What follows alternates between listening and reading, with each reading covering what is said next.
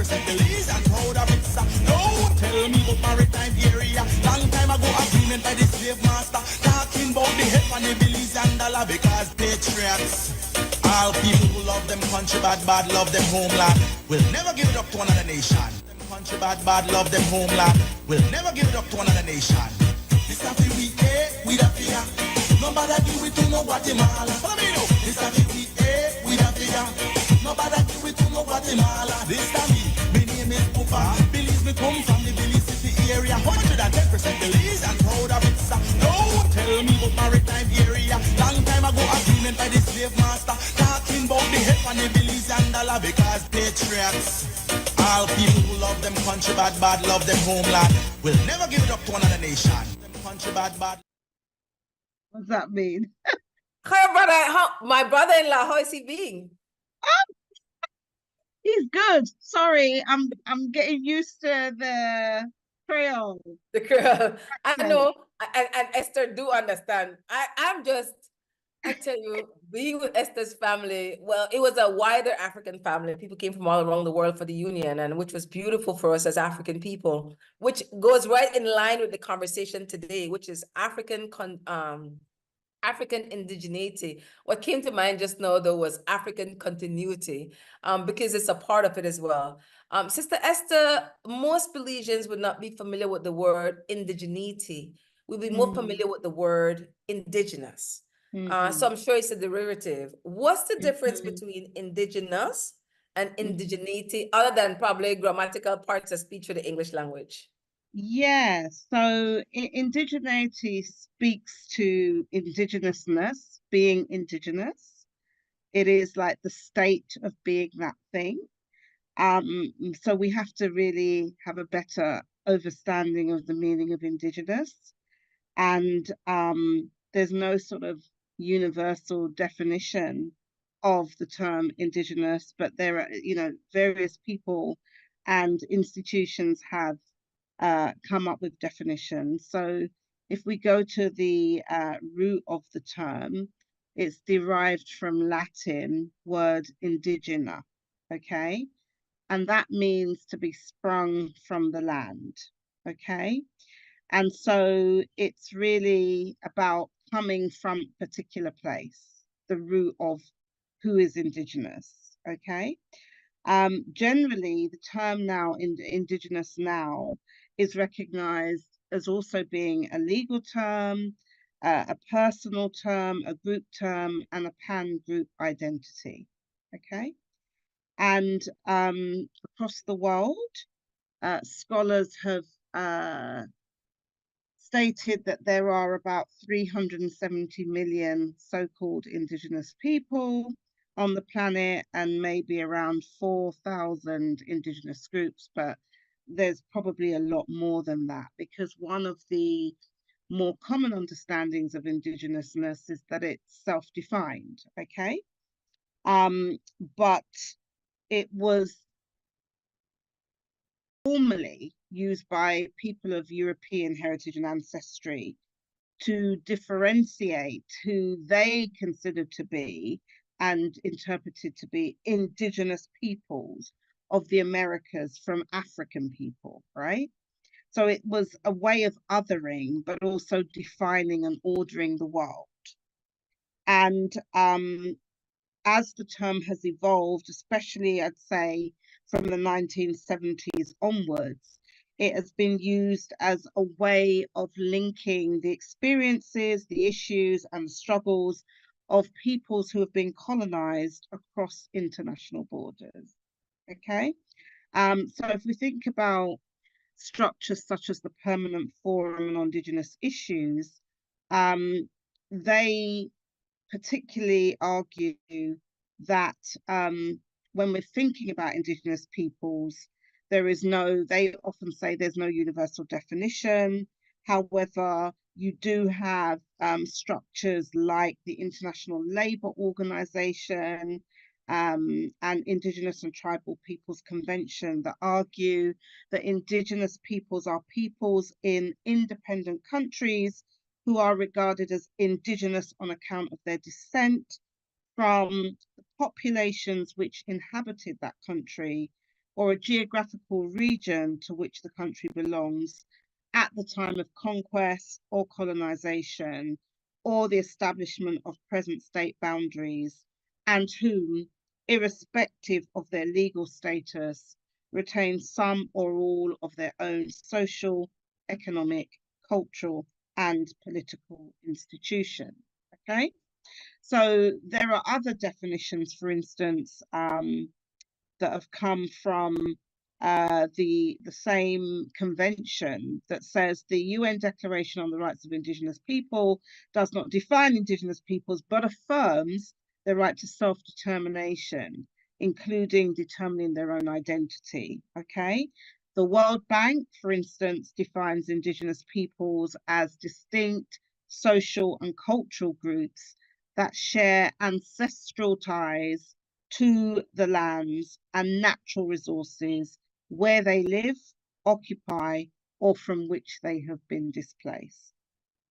Then you have entities such as Amnesty International that many of us are familiar with, that also doesn't necessarily have a unifying definition, but they identify Indigenous people according to certain characteristics, such as: one, the group or people must identify as being Indigenous. Two, there is a historical link with those who inhabited a country or region at the time when different groups or cultures with specific ethnic origins arrived.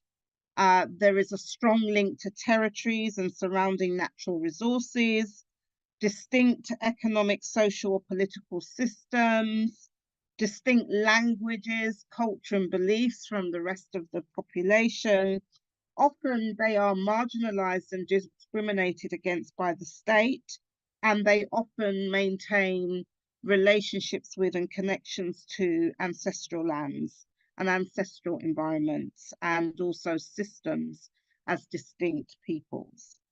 So those are just some of the understandings that are there in, say, international organizations. And then there are sort of very common, well-recognized definitions that come from particular scholars. So, for instance, somebody called Jose Martinez Cabo developed the following working definition of Indigenous. Indigenous communities, peoples, and nations are those that are having a historical continuity with pre-invasion and pre-colonial societies that developed on their territories, consider themselves distinct from other sectors of the societies now prevailing in those territories or parts of them. They form at present non-dominant sectors of society and are determined to preserve, develop, and transmit to future generations their ancestral territories and their ethnic identity as the basis of their continued existence as peoples, in accordance with their own cultural patterns, social institutions, and legal systems. Yeah, so we could go on and on and on, but I think you get the gist, hopefully, of the different ways in which Indigenousness has been defined. And so when we're thinking about indigeneity, it is really that state or process of being, becoming, identifying as indigenous to a particular landmass, a particular territory, a particular region of the world, where there is a connection with the lands, the cultures, the peoples that have emanated from that particular place. Excellent, Sister Esther. I don't recall I've ever heard the word Indigenous being fleshed out in a way that I could relate or visualize. So that makes a difference, because I would say, because of our own colonized minds, that many of us, when we hear the word Indigenous, we definitely don't think of African people racialized as Black people. We oftentimes think of Indigenous people as other people of color who have a particular look, but we don't think of ourselves as African, identifiably African Black people, as Indigenous people. And so Mhm. I wondered, before the word indigenous became popularized, what Mm. word was being used? I think the word may have been Indian, I think.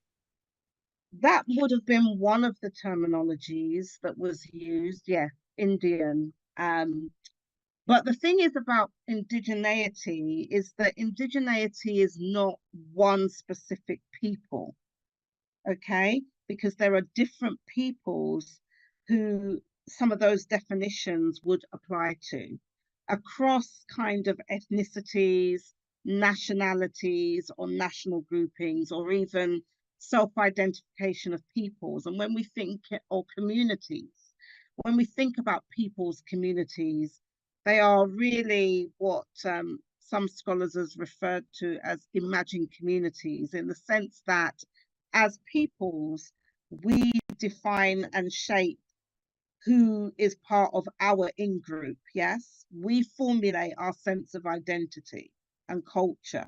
It's not just like passively handed down from our ancestors or our forebears. We actively engage in that process of identity formation on the basis of commonalities. Obviously, heritage is important, ancestry is important, commonalities around, say, language, culture, that we pass down through the generations, that make us understand, well, we are connected to a particular group, but that group may not be called the same thing in all territories. Yeah. So all forms of identity formation are extremely political. They are political in terms of who has the power to shape and define, and also how others are able to embrace these notions of who they are. And at this time, there is a lot of analysis and discourse and thinking through a reflection on that term indigeneity, because of the way in which Black people racialized as Black, and especially those of African heritage and ancestry, have been largely written out of scholarship, even popular discourses around indigeneity. Yeah. But at what point did, if I talk about people of African heritage and ancestry that originated on the continent of Africa and were trafficked largely into the diaspora, including Belize, then at what point did we stop being indigenous? That is a question that we have to ask. And one of the things that I discovered is that in the very recent formulations, especially around the politicization of identity and championing of what's recognized to be Indigenous rights, the way in which Indigenous rights and even the notion of indigeneity has developed on the continent of Africa and for people that emanate from that continent has developed differently to how it has in the so-called Americas. Yeah. And when the Declaration of the Rights of Indigenous People was being developed, it has been argued that there was some degree of marginalization of forms and experiences and analyses of African indigeneity that was also being excluded from a lot of the public visibility that was being generated around what indigenous meant. Yeah. It's also felt that African people were not only excluded, but in some cases, like barred from indigeneity when African people from the continent of Africa in particular tried to press their claims through UN sponsored international kind of conferences and, this formulation of what is being recognized as indigenous movements. Especially from the early 1980s, when a lot of this stuff was actually taking place. And part of the reason for that are some of the structural omissions of African indigeneity that were there in some of the early kind of people that were organizing around the Declaration on the Rights of Indigenous People and the various kind of structures that came up around that. And so apparently there was a Cuban anthropologist that was called Manuel Alfonso Martinez, who served as the chair of the UN Working Group on Indigenous Populations. And he held the view that, with the exception, say, of the Maasai people in Kenya largely, and the San peoples across southern Africa, Asians and African people were not indigenous people, but they were minorities. We were minorities rather than indigenous. Yes. And should therefore wage our struggles in the context of the UN Working Group on Minorities, as opposed to the UN Group on Indigenous People. So some of the structural flaws in the way in which our issues were being identified and articulated, I think, have contributed to this general perception that we are not Indigenous. The Indigenous are the people today that might be classified or called native, Indian, Amerindian. There are various kind of variations of that. And during the presentations for the Year of Indigenous People Indigenous Peoples, I should say, in 1993, Africa was not considered as an appropriate site for activities. Okay. And so we've been battling against, if you like, de-recognition of our own indigeneity. Yeah. So we have been de-indigenized. Yeah. And only specific groups were recognized as being indigenous on the continent of Africa. And those inherent omissions and silences have actually resulted in a lot of the popular discourse and general understanding or overstanding of the meaning of indigeneity as it applies to African people. But how could we not be indigenous? How could we not be indigenous? Yeah. And so in Abya so-called Americas, there is increasing engagement and recognition of African and other Black forms of indigeneity as acts of self and collective creation and identity formation that our people have been engaged in. So there are, for instance, there's an emerging area of field called Black Indigenous Studies or Black Indigeneity Studies, for instance. And there are different conceptualizations of what this means, especially in a North Abya-Yala or North so-called American context. And they really kind of encourage us to think through notions of our identity and how entangled it is. So there are, one approach is communities that are mixed between so-called Black of African and other Black ancestries, and also so-called native, yeah, whatever that means. And an example of a community like that is popularly thought of in that way are Garifuna people, yeah. The second one is the so-called Black or African diaspora as a spread of peoples who were indigenous to Africa and also Oceania and the Pacific, and how they have spread and inhabited these lands, that have also been colonized and subjugated lands. There is the notion also of Black indigenous people struggles for sovereignty, such as the Kanaks in Kanaki and New Caledonia. Those are just some of the notions of indigeneity.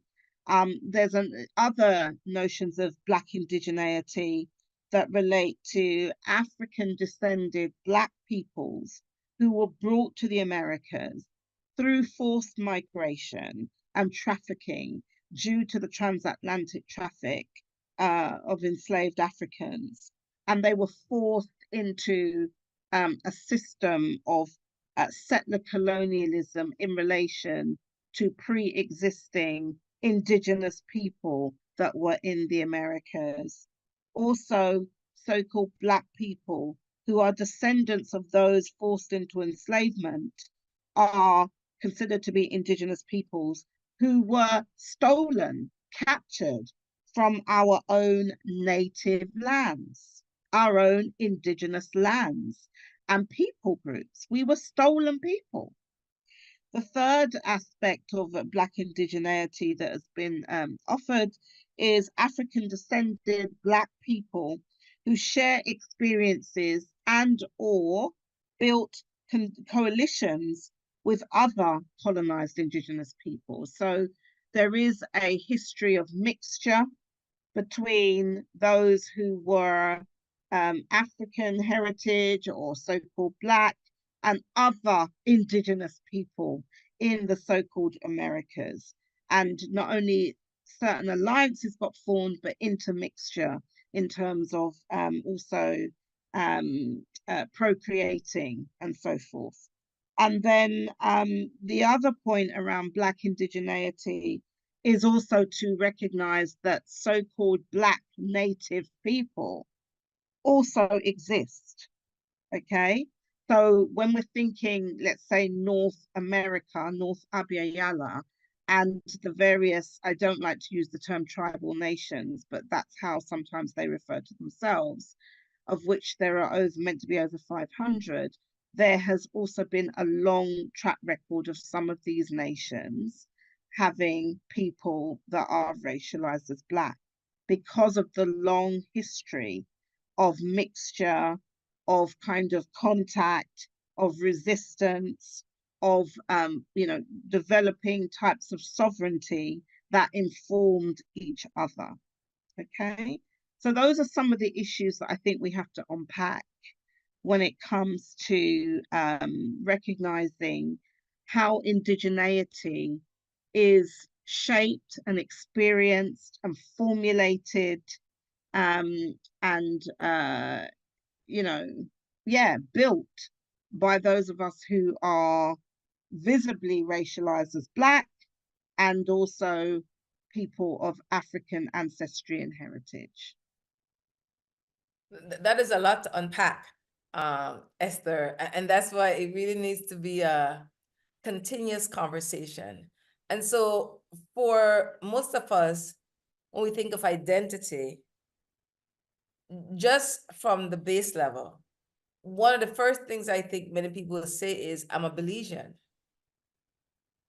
Not overstanding that your nationality and your identity are two different things, or can your nationality be a part of your identity?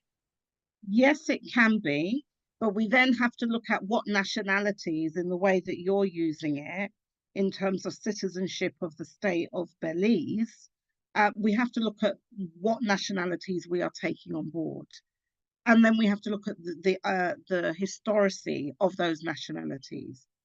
So Belize is a particular state formation. There is no one Belizean population, right?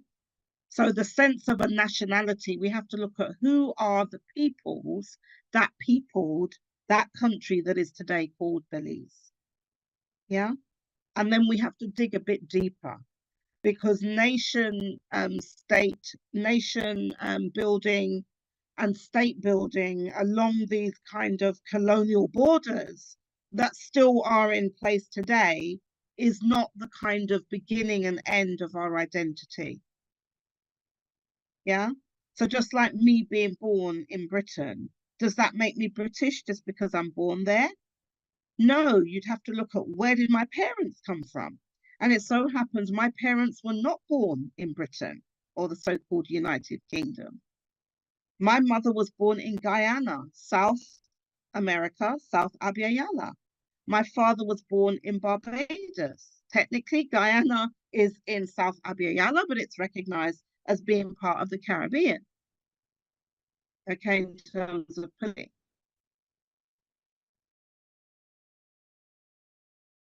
Religiously. So race, their identities.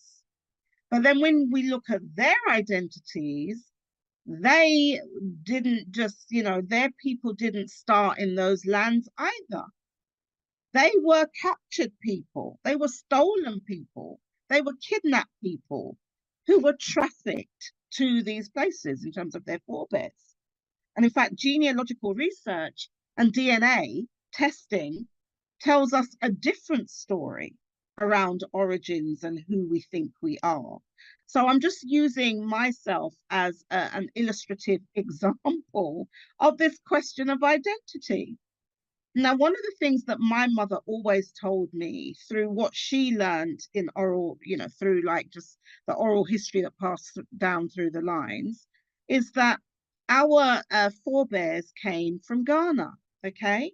So I've always had this, understanding that my forebears came from Ghana through oral history.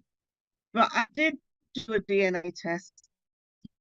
I'm not here advocating DNA tests because they're very complex. There's lots of ethical issues and that's a minefield. But I chose to do one because I wanted to have a better understanding of what some of my identity is, okay? And in my own DNA test, it threw up, it wasn't surprising because obviously my people came from Africa primarily. A large percentage of my DNA is actually people directly in different testing and different kind of the answers. But I can say that a large part of my DNA is shares things in common with people groups that are today located in Ghana and Ivory Coast. That resembles people who are in current Nigeria, nearly 20%, 35% Ghana and Ivory Coast. Yeah. So, and then there's some stuff in there, Senegal, Western Bantu people, Cameroon. There's a whole mixture in there. So when now that's where we're getting to the African indigeneity search around when I think about myself. But I'm born in Britain. My parents were born in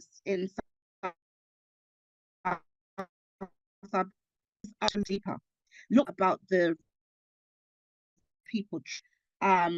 Look deeper about where they settled, where they built civilization, where they built community and culture, and to include some of this in our sense of who we are as a people.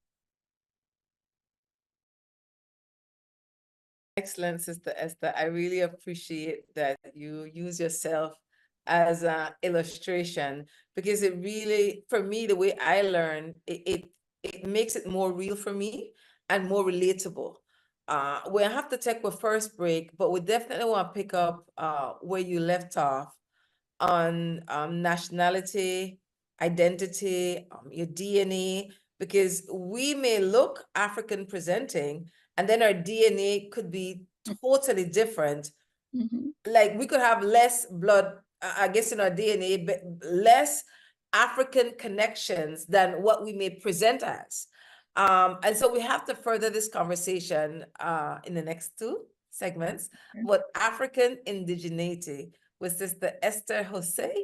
And she is my favorite description of Esther is she's a scholar activist. Her, if you look by European papers, then in a Jewish consult, she's a reparationist, a whole lot of other things. But just to put it in one framework so to know what is sister to bring when it comes to it. And again, she is our intended August 1st, African Emancipation Day, guest speaker for this year, August 1st, 2024. Stay tuned. We'll be right back. As motorcyclists, we know the thrill of the open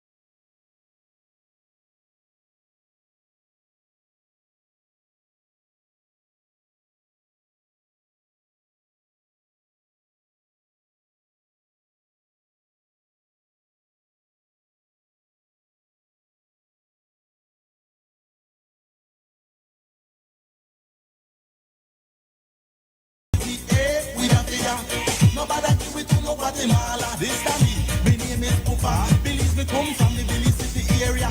To the second segment of Sunday Review with Sister Esther Jose and myself, Sister YaYa Marin Coleman. And the conversation is about African continuity. I forgot, I look for something during the break and I forget it still. Anyways, Sister Esther, in talking, we talked about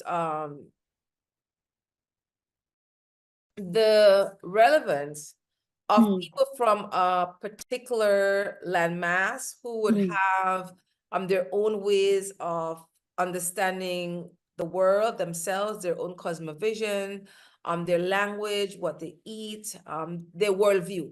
Each group of people would have their own worldview, and their worldview before colonization, their worldview during colonization. And so it's fluid. Your identity actually changes to some extent because we're active participants. So I was born in 1966. I grew up primarily in Belize City in the 70s. And at that time, it seemed that Black people, like we always talk Creole. So that's another thing we have to talk about, that Creole, that a hard language for Belizean, even though you have people from all over the world, different identities that Belize, Creole, that a hard language. So we have to address that. But secondly, when I grew up in the 70s, it seemed that people only talking about Proverbs.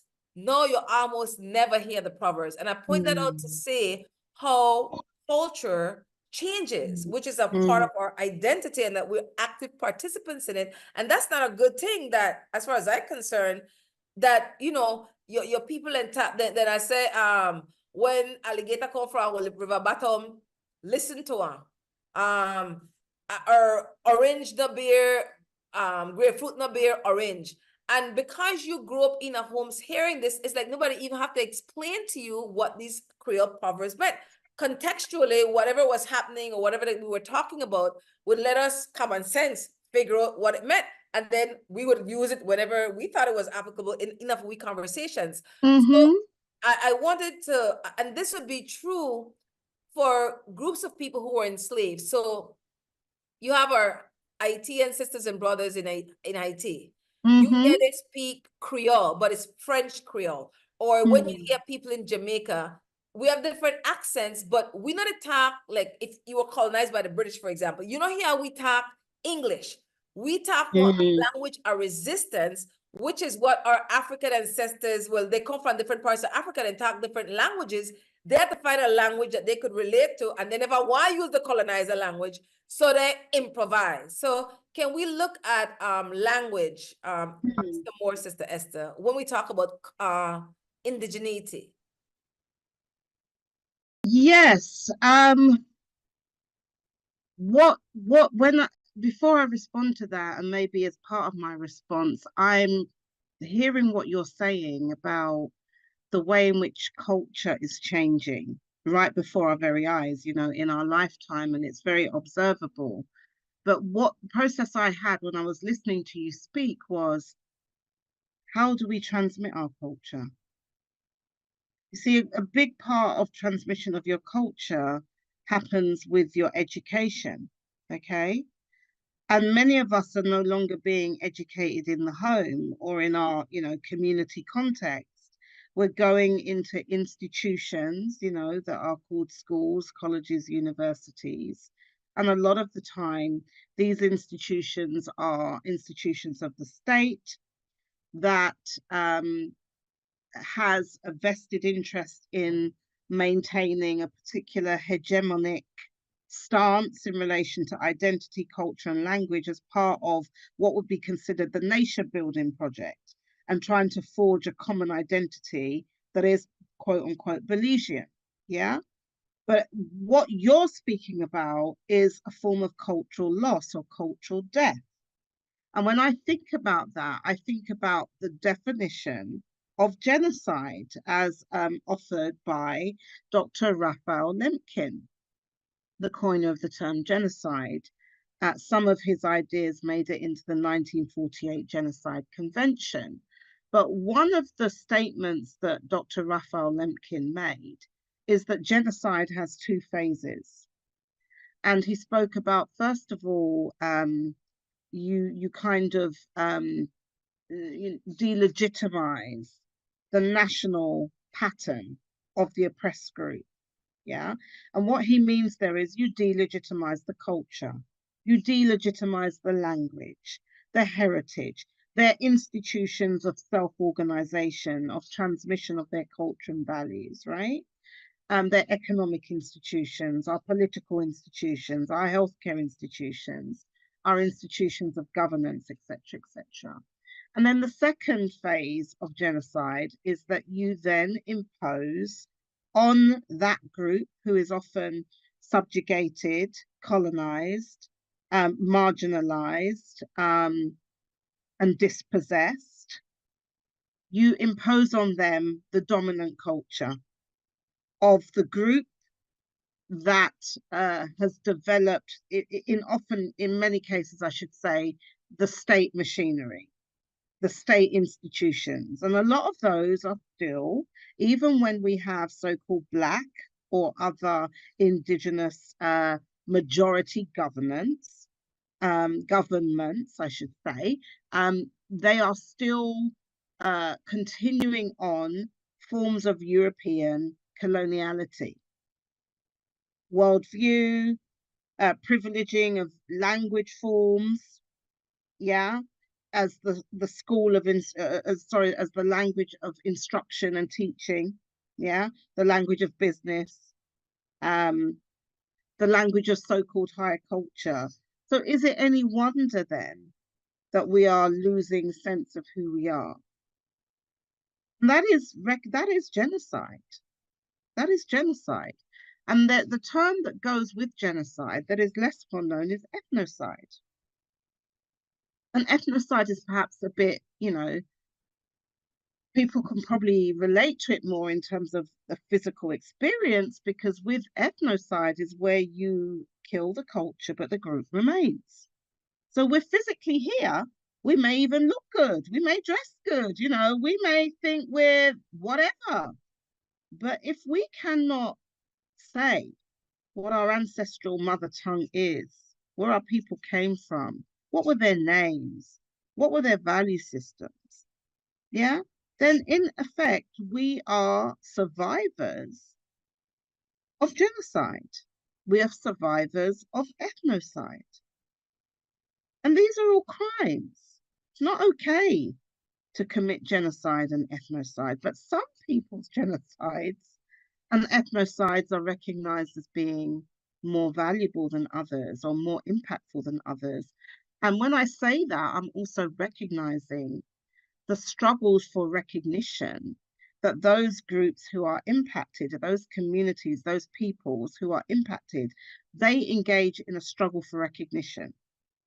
So if our struggle is not recognized, then we also have to look at how many of us are waging that struggle for recognition. So I know, for instance, other people are indigenous peoples of the so-called Americas, YaYa, have been waging recognition struggles. Aboriginal people, yeah, they've been battling for recognition of who they are, restoration of their sovereignty, their way of connecting to land, to ecosystems, to the natural environment, to the resources that come off of the land. We have been waging similar struggles, but they are not as embraced and they are not as popularized by many of our people across the world. And one of the struggles that I think we should, all would have heard something about, wherever we stand on the political spectrum, is the struggle of Palestinian people. Yeah? Because everywhere, I mean, I'm not saying every single Palestinian person is actively waging that battle for recognition of their struggle, but many of them are, because they are oppressed and subjugated. And so wherever they are in the diaspora, outside of Palestine, they are waging a struggle for recognition. They are mobilizing. This is what's happening in the homeland. This is what impacts, me as a Palestinian wherever I go on the planet. But how many of our own family members, our own work colleagues, our own community members do we hear having these conversations? The question.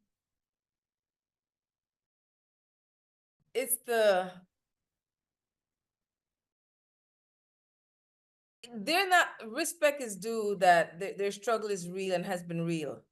I don't know if there's any other group of people other than African people who have been struggling for as long as we've been struggling out of all the oppressed people in the world. Yet we look at what's happening, like in Congo, for example, in Haiti, for example. You don't get that kind of urgency and local community solidarity as the Palestinians are getting. Why? The question is why? And what is our role in this? Palestinians are not getting that support just because they're Palestinian. They're getting that support because they are actively waging that struggle and advocating in their own individual and collective group interests. That's why I'm throwing the challenge back to us. I agree with you. No other people has experienced what we have experienced and continues to over such a long period of time. We're talking about centuries, right? But we can sometimes have these conversations that reinforce our subjugation and victimhood. Or we can have these conversations where we recognize that we are a people with agency, with power.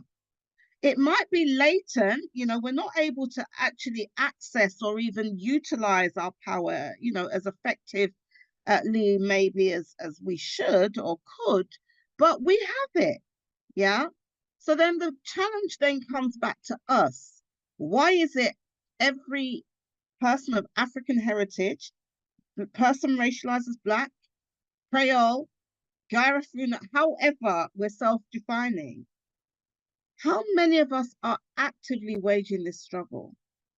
In every sphere of our people activity, literally everywhere we go, we link it back to what some of us refer to as the maangamizi, which is a key Swahili term that speaks to the intentional destruction of our group, recognizing the definitions and understandings I've shared of genocide and ethnocide, and this continuum between chattel enslavement, colonialism, and now neo-colonialism, and all of the crimes that go with that, the crimes against humanity, the war crimes, dispossessions.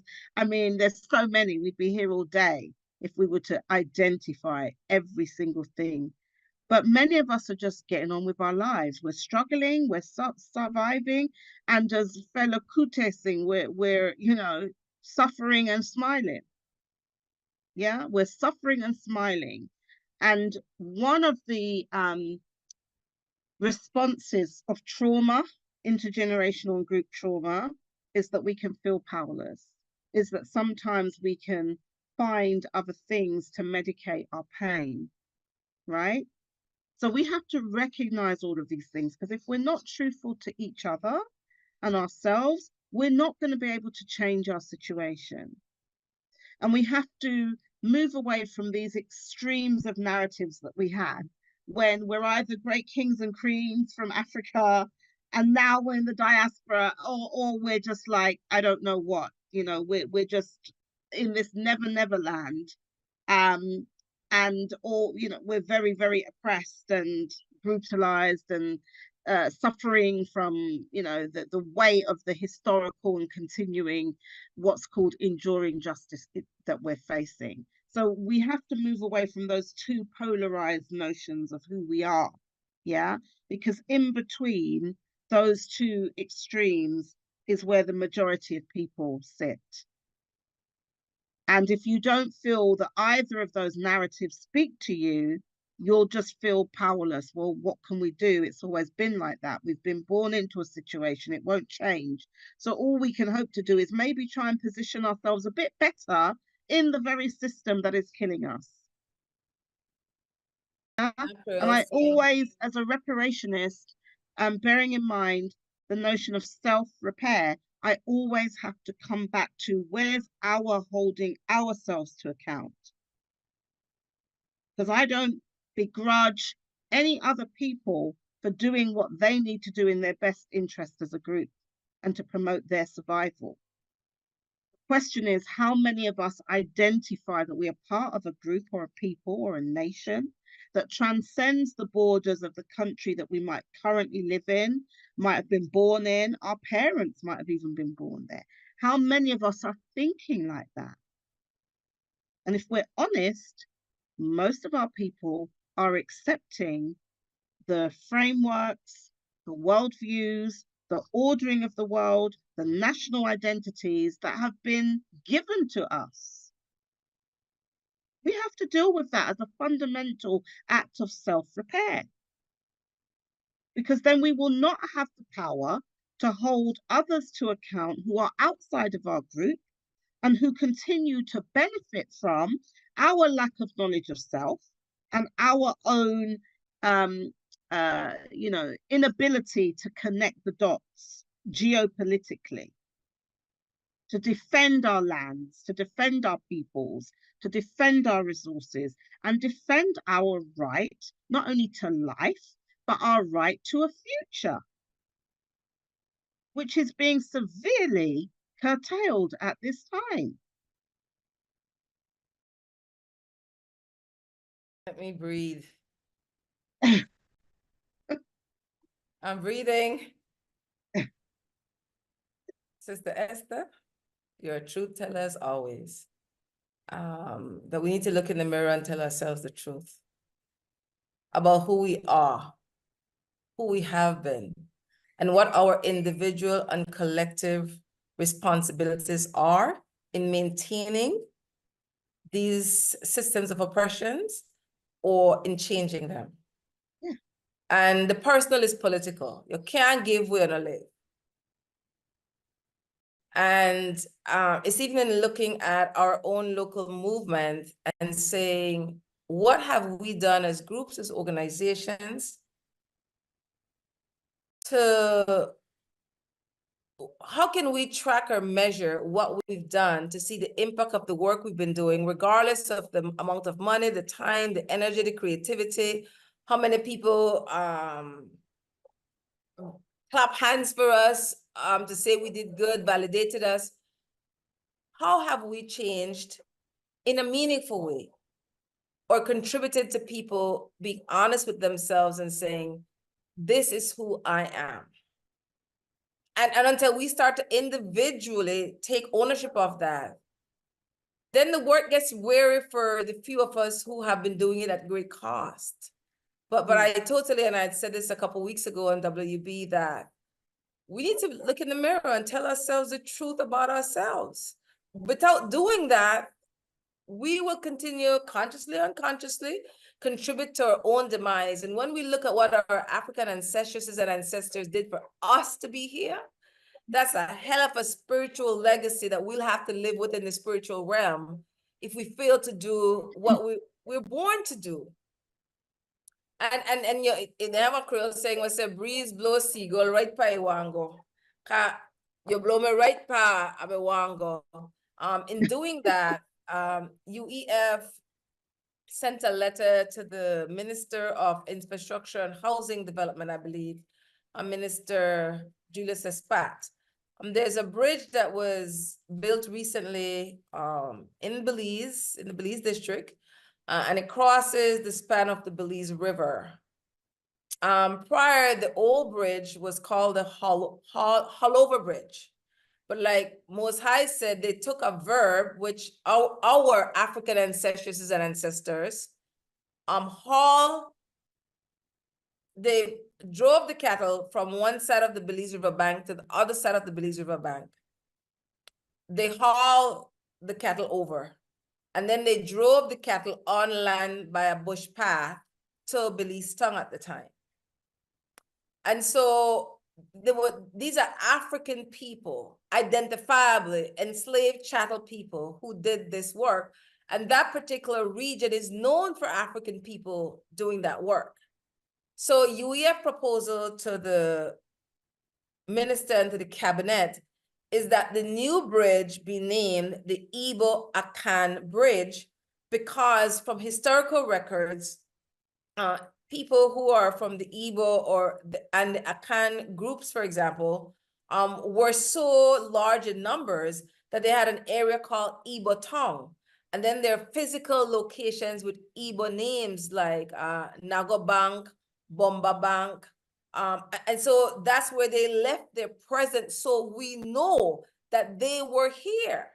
Now, traditionally in Belize, because we are not, the two groups who are visibly African, racialized as Black people, are the Creoles and the Garifuna. And they have a group of people who say they represent such people, the National Garifuna Council and National Creole Council. Now, UBAD, our foreparent for UEF, was the first homegrown Black organization. And in that organization, they had Garifuna and Creole people.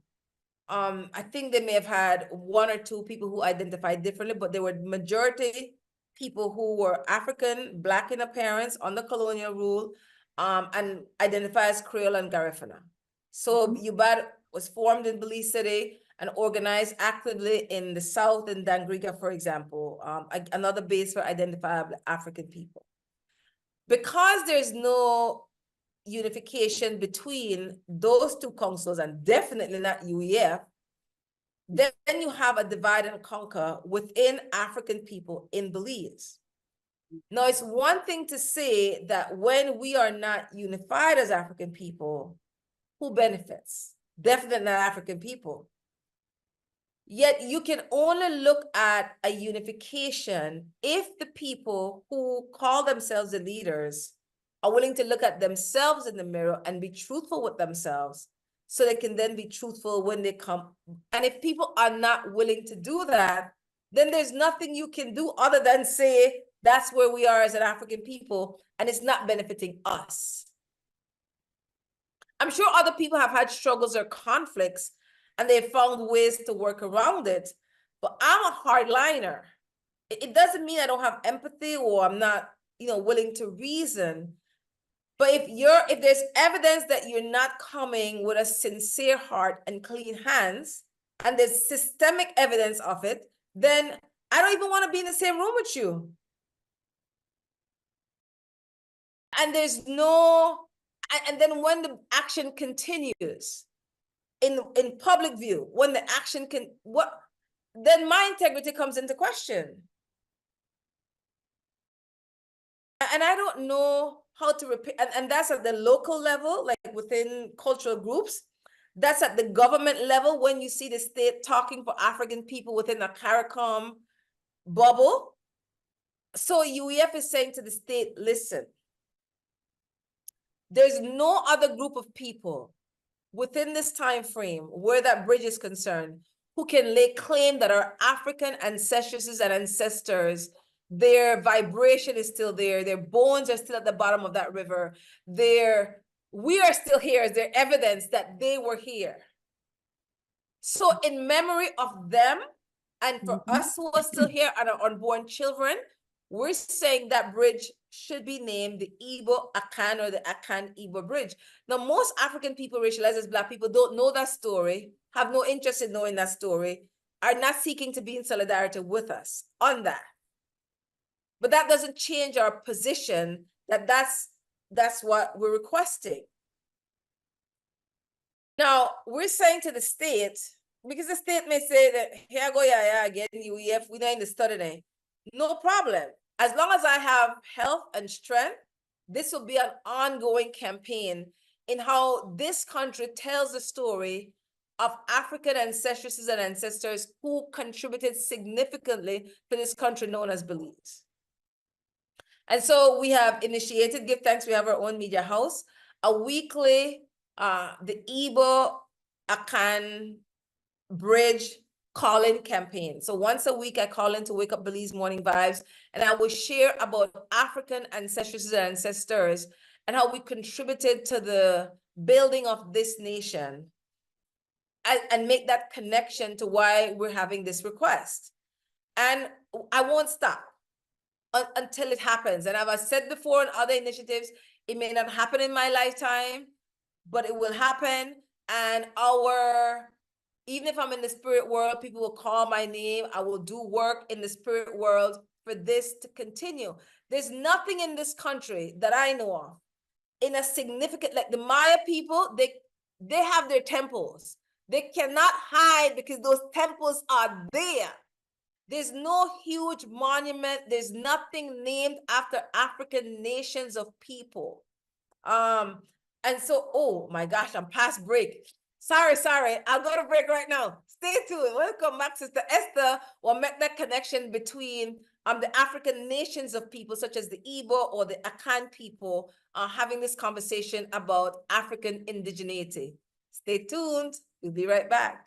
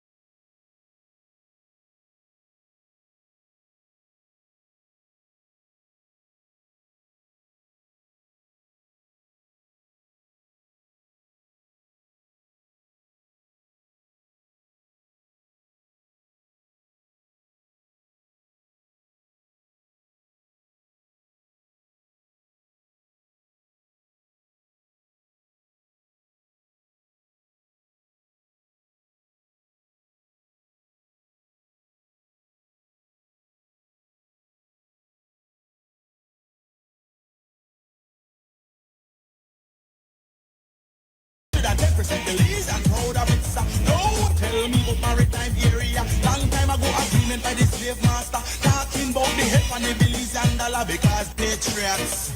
All people who love them country bad, bad love them homeland. Will never give it up to another nation. Them country bad, bad love them homeland. Will never give it up to another nation. This have to we we have to. Nobody give it to no Guatemala. Follow me now. This have to we have to.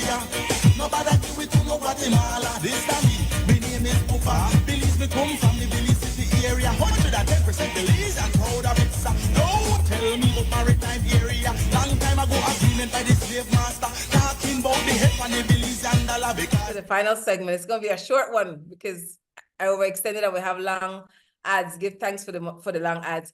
So we're having a conversation with Sister Esther Jose about African indigeneity. And I was sharing with Sister Esther that I was sharing with her during the break, actually, that one of the things, after I made the point about UEF sending the letter to the minister, and then I was told that I send the letter to cabinet as well, that's not how the system works. Cabinet doesn't just get your request and read it.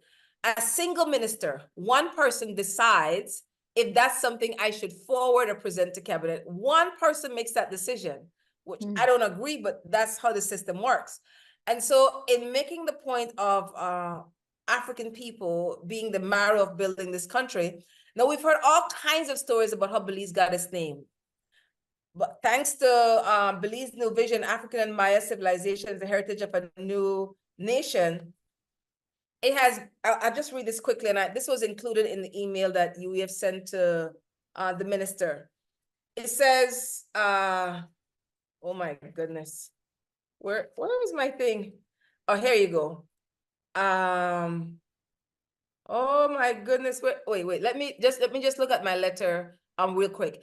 David Hernandez has traced the name Belize to a tiny African village and river of the same name, spelling, and pronunciation to the Cabinda province of Angola in Africa. I'll read it one more time. Quote, David Hernandez has traced the name Belize to a tiny African village and river of the same name, spelling, and pronunciation to the Cabinda province of Angola in Africa. So there's no need to make up any other narrative. That's a direct, the whole country has an African name. Now, if that doesn't tell you the impact of African ancestresses and ancestors on this territory, I don't know what else will, Sister Esther. So I agree with you, Sister YaYa, but also recognizing the way in which colonial map making and name of places operated. One of the things that we also need to investigate is the origins of that term in the Cabinda province in Angola. Because they didn't just name places in the diaspora. Places were renamed in many parts of Africa. So that, I'm not saying that it's not African, but I'm saying as a researcher and as a seeker of truth, I would need to be clearer on that. Because what we do know is many of the place names that we have in Africa were also imposed. Yeah. Valid point, Sister Esther. But you know, I mean, I really would like to think and hope it is an indigenous name to African indigenous people that traveled, you know, that were trafficked to today the country known Belize, and they imposed their heritage or culture, or certainly even the way how a lot of colonialism worked was that because of the dominance of some of our own cultural retentions and survivals and the way we organized ourselves, sometimes the colonizers would embrace our own terminologies and descriptions of who we were in their attempt to rename places that they were governing. There's also that side that is very possible in this case. But yes, I think, you know, one of the reflections I was having again on listening to you is about the bridge, an Igbo town, which I never heard of, but obviously went and did some research for myself. Why isn't this heritage, this African indigenous, because Igbo people are indigenous people, in largely found in a place called Nigeria today, right? But you have Igbo town in Belize. And that is because some of the people that were classified as Igbos and came from what would have been called Igbo land in Africa came to Belize. And their influence was there. The fact that there was a town shows the dominance. But today, if we Google about Belize, if we look at a lot of the tourist information that gets put out there, there's so little of this African foundational role in developing civilization and influencing that landmass today called Belize. So little of it is visible. And this is part of the epistemicide. You know, I'm using these terms, but they all have the term side in it, which speaks to the killing and death. The death of our knowledges, yeah? Epistemicide, which was an essential part of colonization. And remember that definition I gave from Dr. Raphael Lemkin about genocide, having two phases. One, the destruction of the national pattern of the oppressed group. The other, the imposition of the national pattern of the oppressor. So when now you have an Igbo town and Akan kind of influences in Belize, the country called Belize today, that were there, you know, would have been there for some centuries in terms of our, you know, settlement and our being trafficked to that place today called Belize, but yet it's now disappearing. And people who are born in this country not being taught in the education system about the foundational role that indigenous African people made and contributions they made to the country, to the culture, to the civilization, to the infrastructure, to the institutions that are in Belize today. And that's the truth telling that we need to do. We need to remove this invisibilization of our people's contributions. And this de-indigenization, as some of us would say, de-nationalization, because these people who are our ancestors, they came with national identities. Many of them had to, and sometimes were forced to, you know, engage or kind of reproduce with other African ethnicities and nationalities, yeah, as part of the enslavement process. But however we came to influence that land and that formulation of what's today called the country of Belize, however that came to be the case, we should know this. Everybody should know this. It should be more visible. And that for me is an act of repair. Yeah, political repairs at the level of the state. You know, CARICOM has within its 10-point plan something called the African Awareness Knowledge Program or something like that. I know in many countries in the so-called Caribbean, these are literally ideas on paper. Because unless you, Sister YaYa, and others like you are aware and are being called to some kind of decision-making and discussion table, certainly dialogue around this, what does that mean for us in Belize? Then it's not actually happening. It's not real. It's not concrete. But I would have thought, if we're talking about African awareness, that African awareness has to link the African indigenous presence in the country called Belize today with the places that those people that were involved and instrumental in early state formation, whether it was through our own resistance and assertion of our own kind of national identities, but there should be that link between those of you who are the descendants of those African indigenous people and where they came from on the continent of Africa. And nothing I can see or have heard tells me that that's going on. Very right in your observation, Sister Esther. And it's for us to learn new ways of doing things, organizing with others, being honest with ourselves, and always making that connection back to the continent of Africa. And that's why I say to people, I could understand you identifying as a Creole or as a Garifuna. I hear that. That is a part of your identity. But there's no landmass named Garifuna land or Creole land with a set of values and beliefs and that continues where you came from and continues.